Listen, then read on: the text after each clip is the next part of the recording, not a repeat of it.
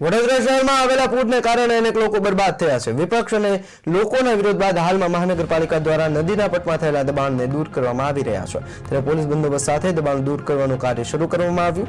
Agora mall સહિત 13 જેટલા એકમોનું દબાણ અંગેની નોટિસ પાઠવવામાં આવી છે, જે પૈકી કેટલીક એકમો દ્વારા તો સ્વૈચ્છિક રીતે દબાણો દૂર કરાયા છે।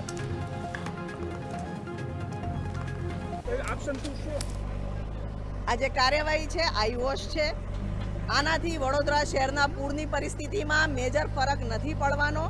આ ગેરકાયદેસર એન્ક્રોચમેન્ટ હવે દેખાય છે તો 6.5 વર્ષ પહેલાં કેમ નહીં જોવાયું?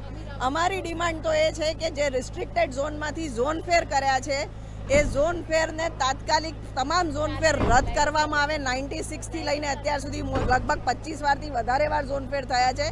તમામ ઝોન ફેર પર સિટિંગ જજની ઇન્ક્વાયરી થાય। જે ભ્રષ્ટાચાર એમાં થયો છે એનામાં જે શામિલ હોય, જે અધિકારીઓ પદાધિકારીઓ, જે મંત્રીઓના ઈશારે આ થયું છે, તમામની તપાસ થાય।